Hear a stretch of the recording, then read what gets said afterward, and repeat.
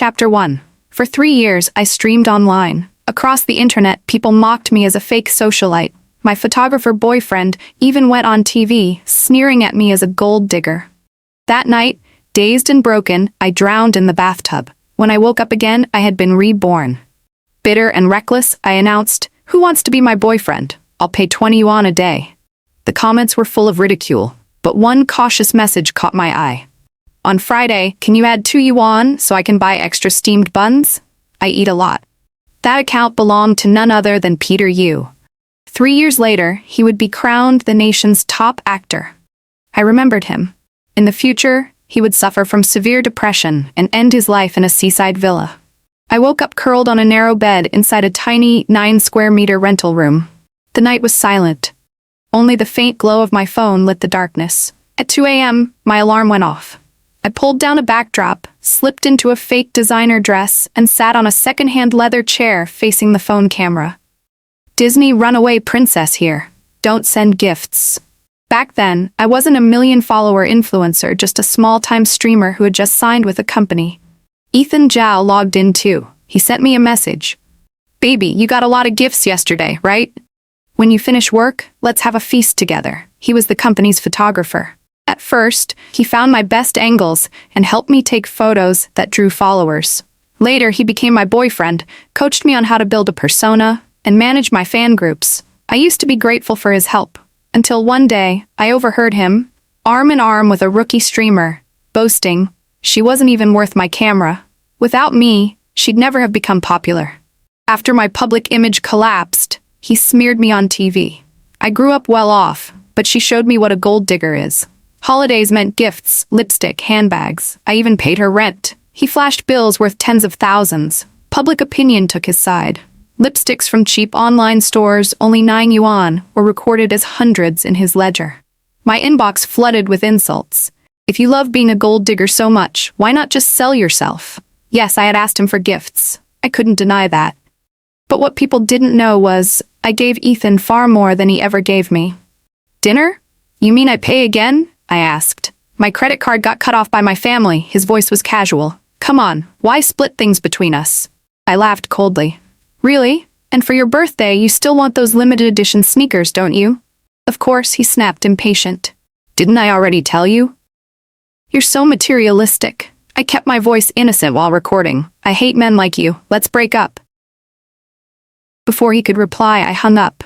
That night during my stream, he showed up in other rooms, throwing gifts to my competitors. His messages came non-stop. "You'll regret this. If you won't sacrifice for me, I'll never marry you. I was ready to make you Mrs. Zhao." I blocked him.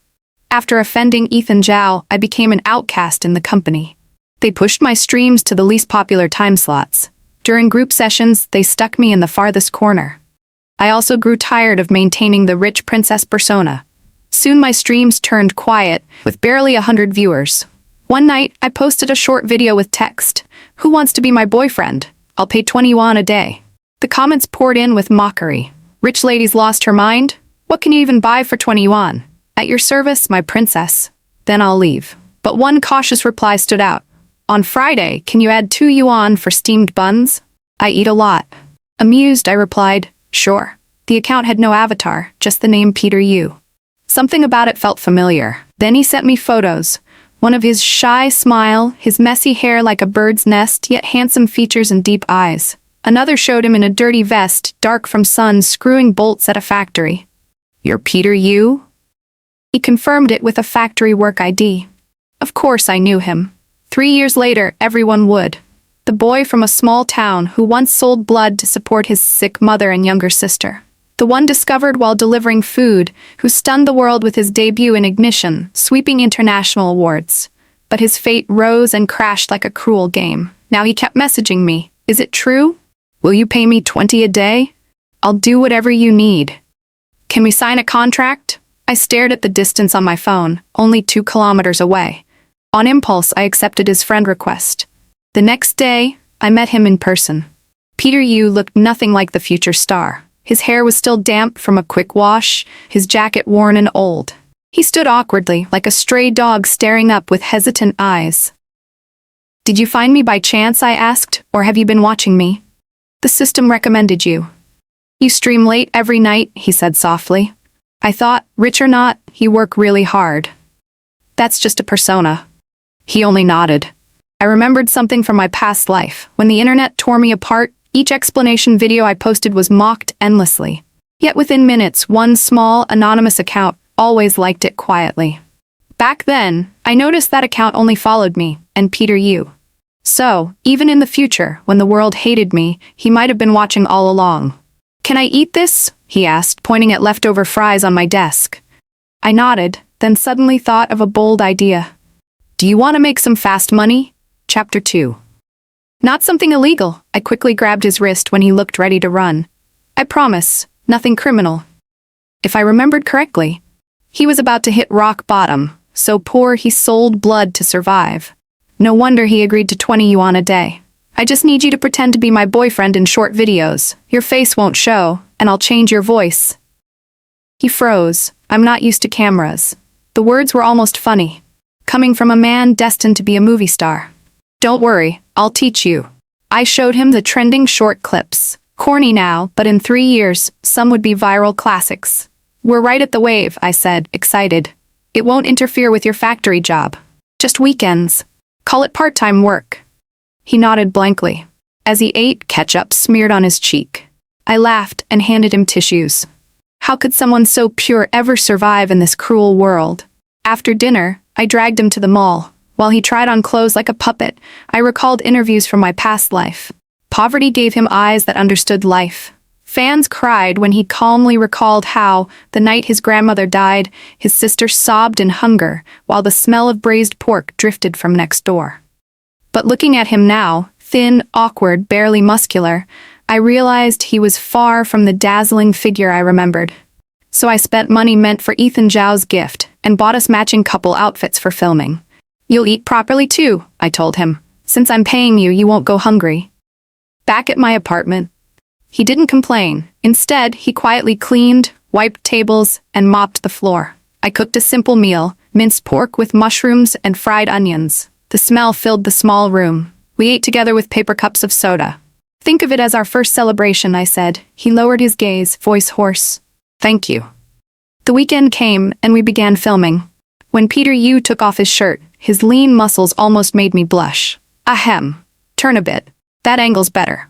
Should I put your hand here? Looks nicer, right? I laughed. So considerate. I'll promote you to Consort U immediately.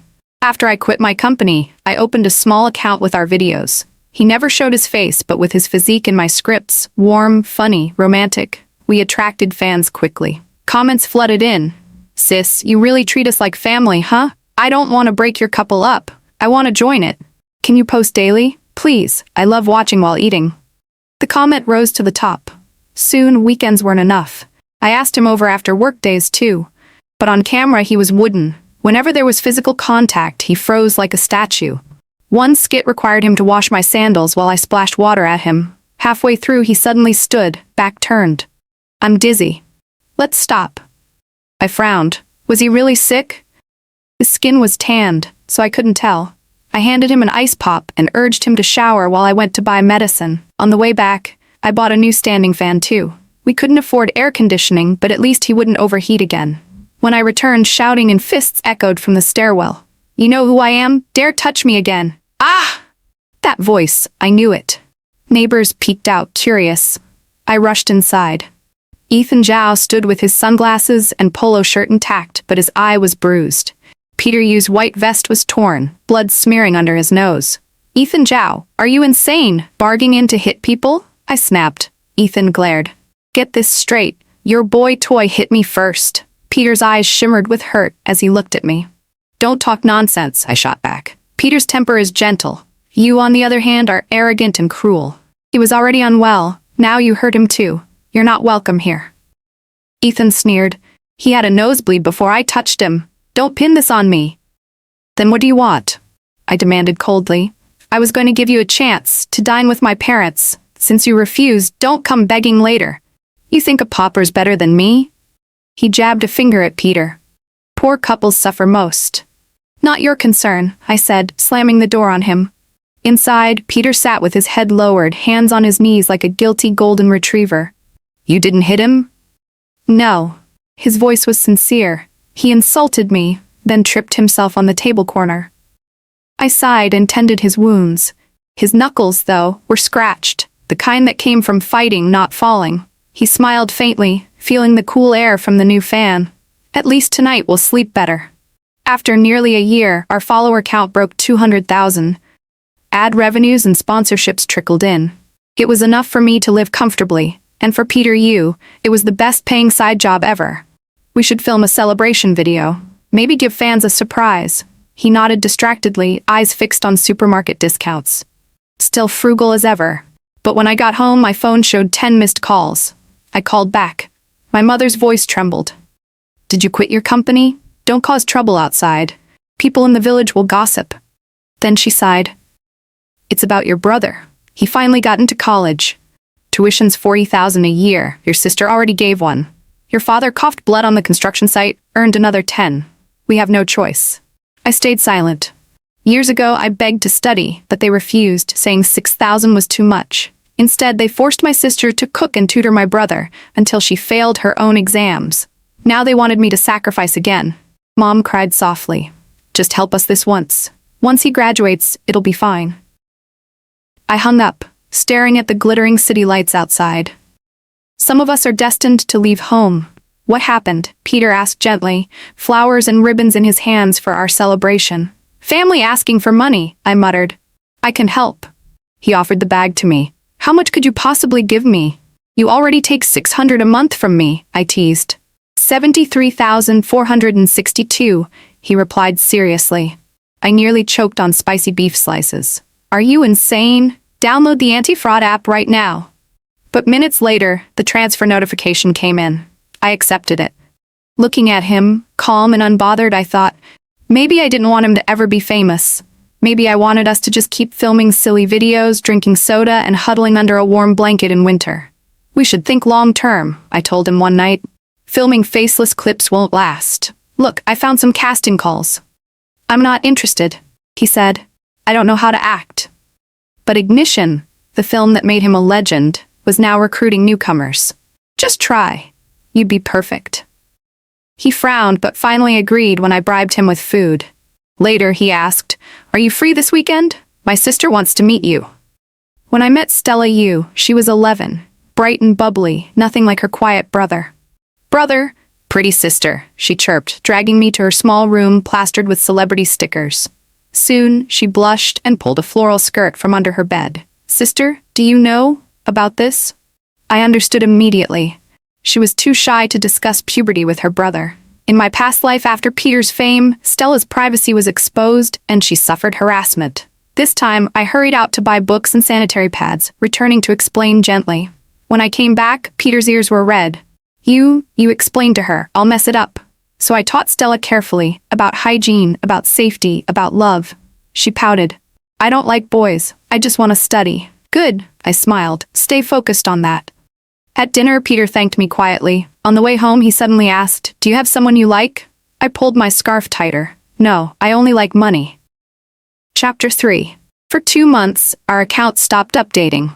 During that time, I used the 70,000 he gave me to buy him new clothes, take casting photos, and send audition tapes to the Ignition crew. But one day, I opened my laptop and froze. What? The lead actor's already announced? How could it be someone else? "They wanted a newcomer," I muttered. "Why did they pick a traffic star?" The casting director on the phone was perfunctory. "We reviewed your videos. Not a good fit. Goodbye."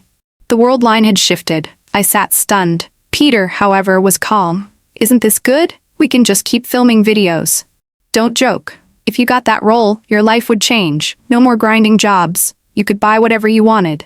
"That's not true," he said quietly. "When everyone circles around you, you can't just do whatever you want." I frowned.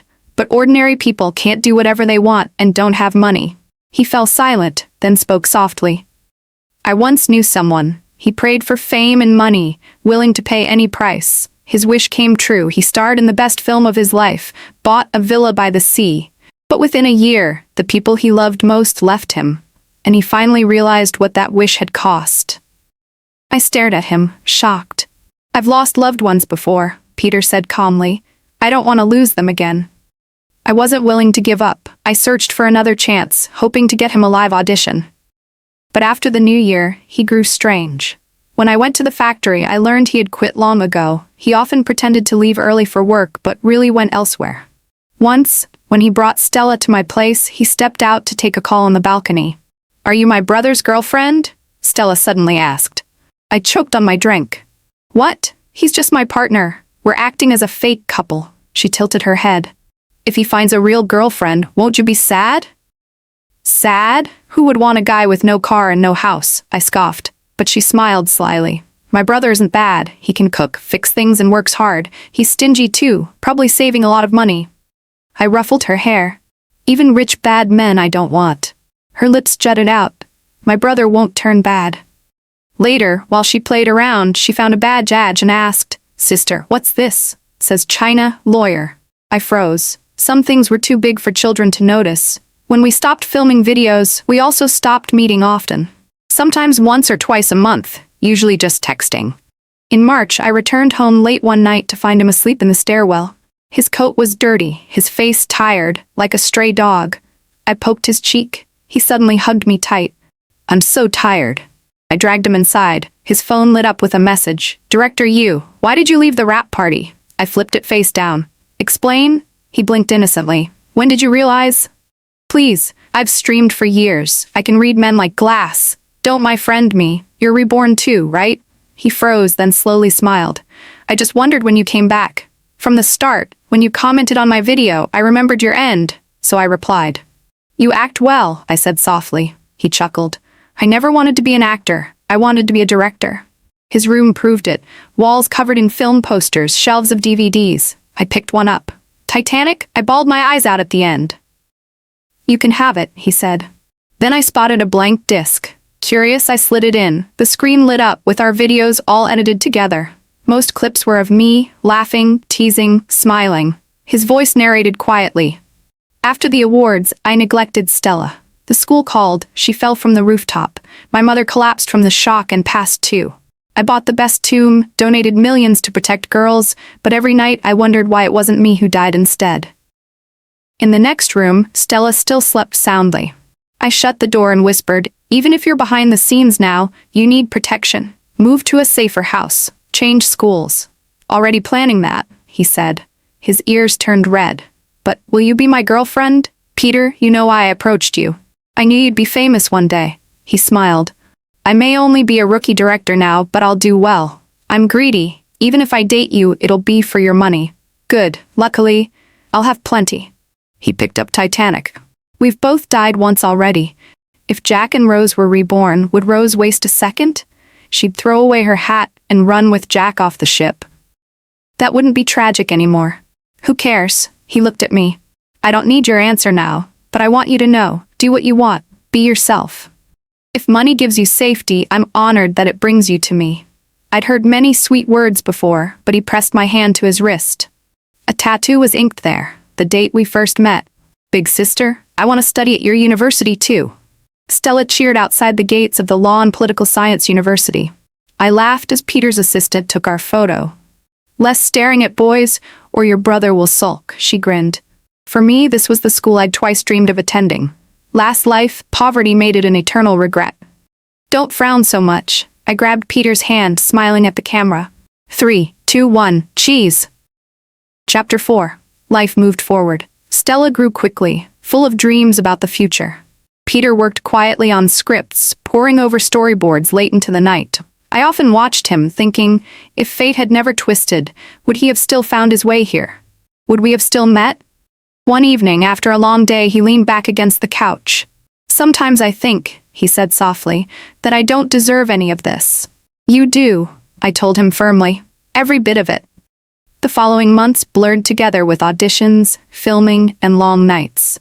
Peter finally got his break, not the lead role, but a supporting part in an art film. He shone. Even without lines, the camera loved him. When the movie premiered at a small festival, the audience sat in silence before applauding. For him, it was only the beginning. I squeezed his hand in the dark. "See, I told you. You were born for this." As his name grew, the pressure came with it.